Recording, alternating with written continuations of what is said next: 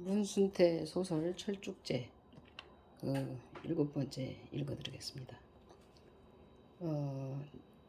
나는 우두커니 서서 박영감을 내려다보고만 있었다. 아버지가 묻혀 있을 흙더미 위의 철쭉들은 다른 꽃들보다 늘 새빨갛고 탐스러웠다. 조금 전 박영감이 산세를 둘러보며 썩 좋은 자리라는 이야기며 또 다행히 아버지가 철쭉꽃밭에 묻혀 있다는 것에 저기 마음이 놓였다. 자, 이 발로 조심조심 흙을 긁어 드러내더라고. 박영감이 달걀 모양으로 선을 긋고 나서 인부들을 재촉했다. 나는 인부들의 괭이 끝이 달그락달그락 돌에 부딪히는 소리를 낼 때마다 온몸에 피가 멎은 듯한 기분이었다. 그 소리는 마치 아버지의 뼈를 깎는 것 같이 느껴왔다. 이놈의 철쭉뿌리 땜시 힘들겠어. 최씨가 괭이로 철쭉뿌리를 찍어내며 말했다. 아서 함부로 찍어내지 마라. 철쭉뿌리가 바위도 뚫는다는디. 흙을 긁어내자 돌무더기가 깔려 있었으며 철쭉뿌리들이 낙지발처럼 여러 갈래 비비꼬여 돌무더기를 감고 돌았다. 그들은 철쭉뿌리에 감긴 돌멩이들을 하나하나 조심스럽게 드러냈다. 박영감이 텐트 안에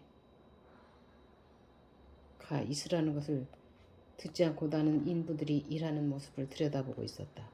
박영감의 말은 비참한 아버지의 죽음을 보면 마음만 아플 테니까 차라리 안 보는 게 좋을 것 같다는 것이었으나 그럴 수는 없는 일이었다.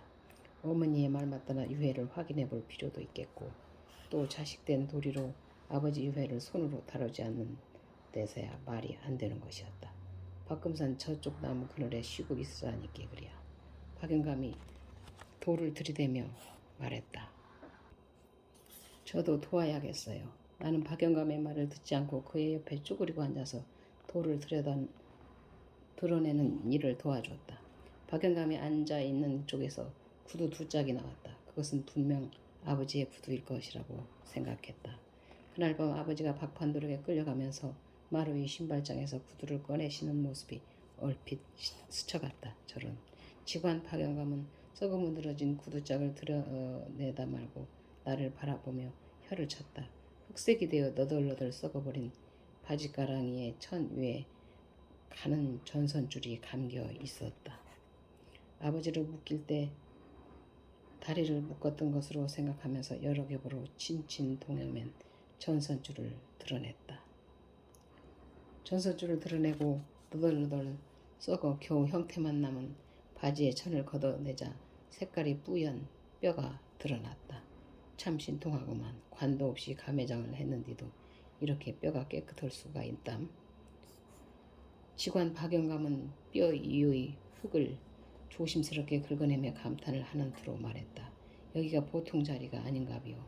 뼈가 웬통 흙빛으로 거무튀튀해 있을지 알았는데 이렇게 뿌옇고 묵시느니 말이요. 그러나 나는 박영감이 나를 위로하기 위해 입에 침 바른 소리를 하는 것으로 생각했다. 박영감은 우선 유골 주위를 깨끗하게 치우고 흙과 돌을 드러내도록 인부들에게 시켰다. 그런데 이 어찌된 일인가. 흙과 돌멩이들을 털어내자 철쭉뿌리가 여러 겹으로 유골을 칭칭 감고 있지 않겠는가. 거무튀튀한 철쭉뿌리가 이리저리 꼬여가며 뿌연 유골을 전선줄로 동여매 놓은 듯 감겨 있었던 것이다. 마치 수없이 많은 뱀이 뒤엉켜 있는 듯 싶었다. 허이, 이럴 수가. 박영감은 잠시 손을 먹고 나를 바라보고만 있었다. 결국 철쭉뿌리들이 관노릇을 해준 게로구만. 철쭉뿌리가 아무리 길고 잘 엉킨다고는 하지만 이럴 수가. 뿌리들은 돌멩이들을 비껴 끄더미를 뚫고 유해를 꽉 끌어안은 듯 여러 겹으로 칭칭 감겨 있었다. 박영감은 인부들을 시켜 철쭉 꽃잎들을 따서 땅에 깔게 하고 보료처럼 깔아놓은 꽃더미 위에 다시 하얀 백지를 덮었다. 그러고 나서 조심스럽게 철쭉 뿌리들을 젖히고 뼈를 드러내는 것이었다. 철쭉 뿌리들이 뼈를 고스란히 보호하고 있었기 때문에 거의 유실이 없었다. 저 먼첨 백지로 싸게. 박영감은 나병을 해놓은 것 같이 거무틱칙한 두개골을 드러내게 안겨주었다. 나는 조심스럽게 두 손으로 받았다. 내 손 위에 아버지의 표정이 꿈틀거리는 것 같았다. 정말 다행한 일이로구만. 짐승들의 해를 입지도 않고 고스란히 그대로 남아있으니까 말이요. 박영감은 뼈를 드러내면서 몇 번이고 감탄하는 것이었다. 인부들은 박영감이 드러내놓은 뼈를 나무 골챙이로 흙을 털고 다시 백지로 닦아냈다. 전선줄은 팔에도 감겨 있었다. 양팔을 뒤로 해서 묶었을 것이다. 나는 힐끗 박판돌이가 앉아있던 바위 등골 쪽을 바라다 보았다. 박판돌은 거의 거기에 없었다. 일어서서 휘 둘러봐도 그는 보이지 않았다. 집에서 나올 때 어머니의 말이 상기되었다. 아버지의 치아를 확인하기 위해 총루를 들어 흙을 털어냈다. 치틀에서 흙을 털어내다가 누리끼리 한 반짝임을 보았다. 그 순간 살아있는 아버지를 대하는 듯한 울컥한 감정 때문에 목이 뜨거웠다. 하늘을 올려다보았다. 땅이 좋고 이 철쭉나무 덕택에 이만큼이나 편하게 계신 것은 참 여간 다행한 일이 아니오. 박영감은 내가 총루를 들고 있는 동요를 일으키는 모습을 보며 말했다. 철쭉뿌리에 감긴 유골들을 모두 드러내어 꼬챙이로 흙을 후벼낸 다음 라면 상자 바닥에 백지를 두껍게 깔고 순서대로 차곡차곡 넣었다. 일을 다 끝내고 나서도 박영감은 쭈그리고 앉은 채 산세를 둘러보며 지리산의 이만한 자리를 찾기도 어렵다고 했다. 철쭉뿌리가 상하지 않게 다시 흙을 메우게. 박영감은 인부들에게 철쭉나무가 상하지 않도록 하라고 몇 번이고 당부했다. 나는 얼마나 고마운 철쭉나무였는지 모른다고 생각하면서 애착어린 눈으로 반짝이는 꽃잎들을 바라보았다. 춘부장께서 복이 있기 때문이 이런 곳은 이런 좋은 곳에 묻힌 게요. 이 화려한 꽃밭 속에서 섬진강 물고비를 내려다보며 얼마나 흐뭇한 마음이 없겠나. 나는 박영감의 말을 들으며 인부들이 메워놓은 철쭉뿌리의 흙더미를 두 발로 꽁꽁 밟아주었다. 유난히 새빨간 그 철쭉꽃들은 햇빛 속에서 더욱 아름답게 빛났다. 텐트로 돌아와서 박판도를 찾았으나 그곳에도 없었다. 미스현에게 물어보아도 모른다고 했다. 나는 인부들을 시켜 세석평전을 뒤져보라고 했으나 끝내 박판돌이를 찾지 못했다. 미리 산을 내려가 버린 것이 아닐까. 그러나 세석평전에서 노고단까지 내려가자면 하룻밤을 자야 하는데 텐트도 없이 이런 무모한 짓을 할 것 같지가 않았다.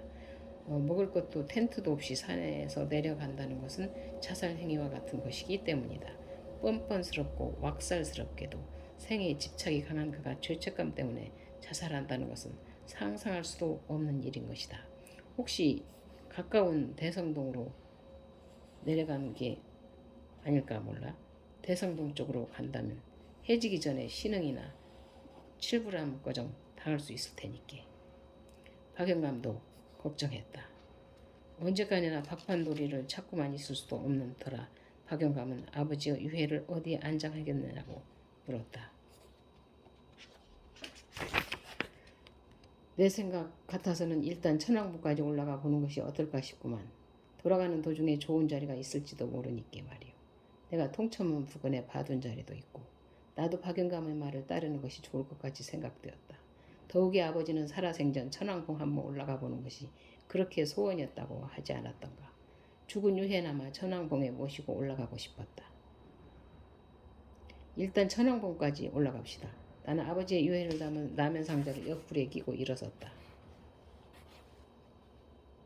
아버지의 유해가 그렇게 가벼울 수가 없음이 허무한 생각뿐이었다.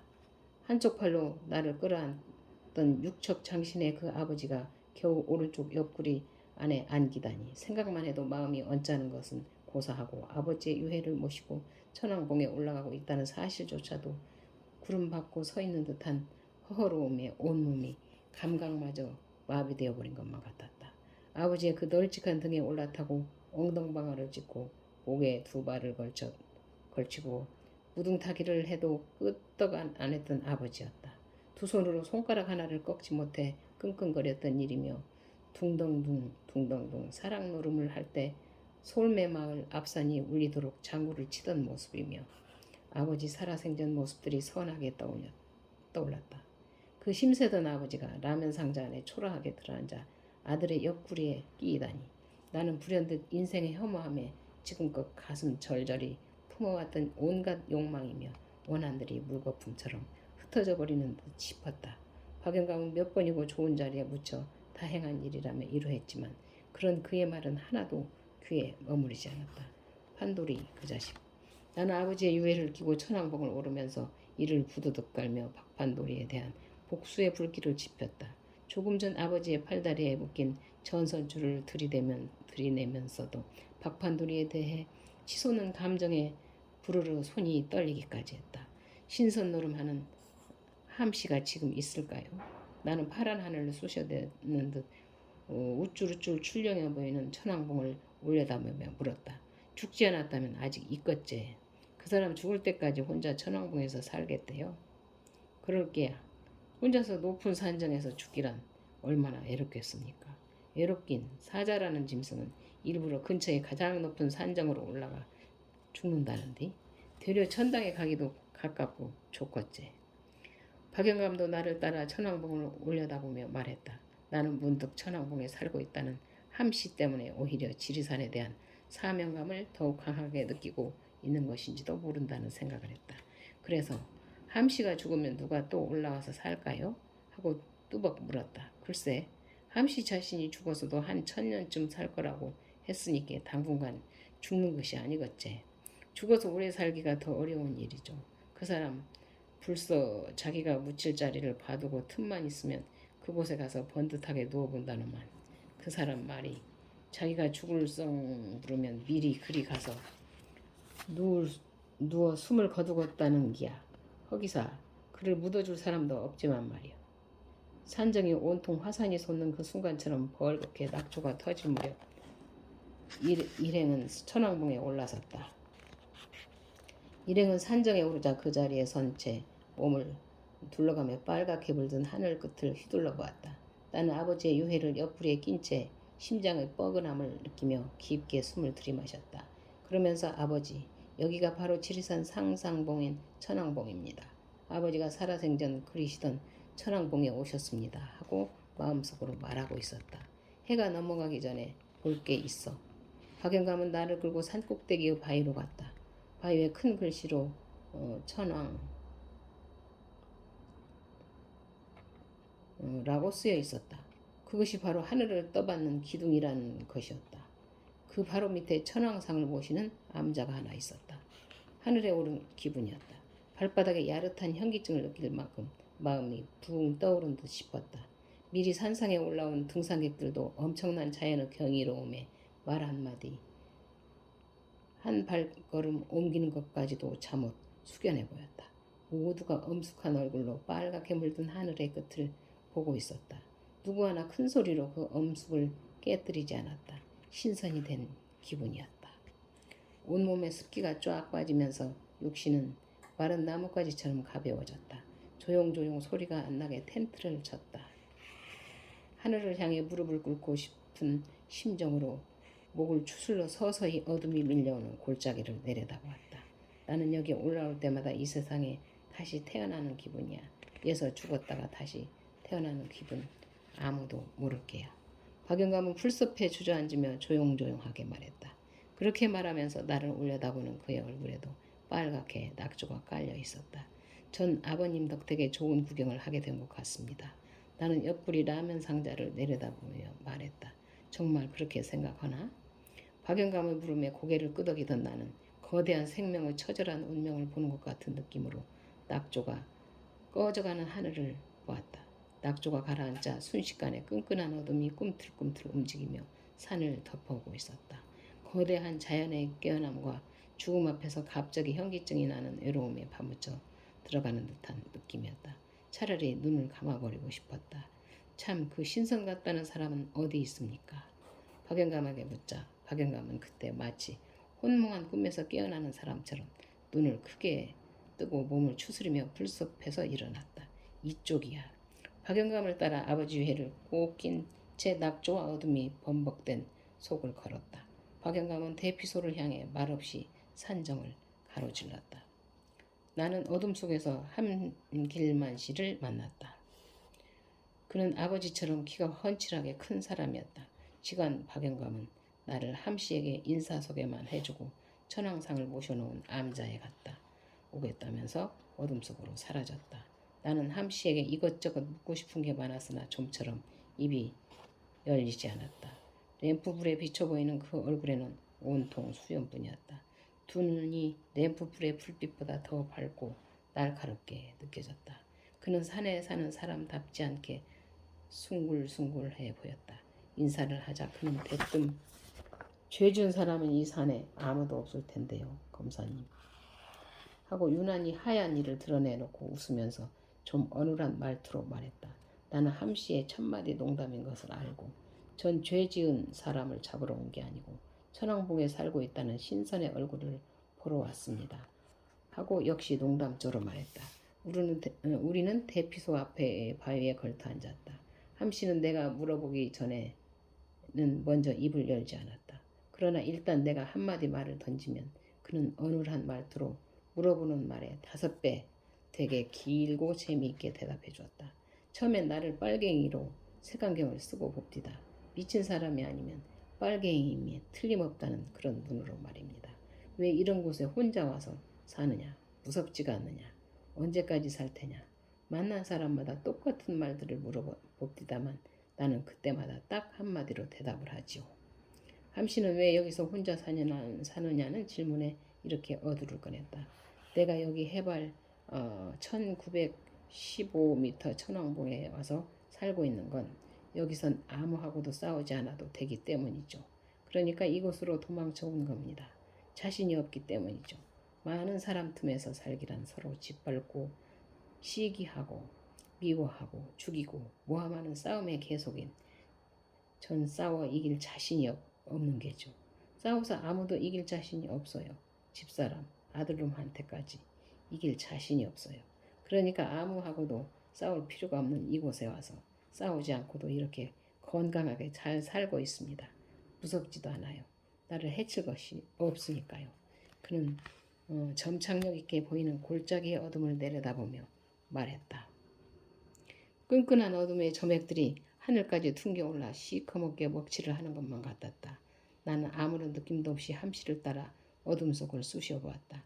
옆구리에는 아직도 아버지의 유해가 든 라면 상자가 들려 있었는데 함씨는 그것에는 관심이 없는 듯 묻지 않았다.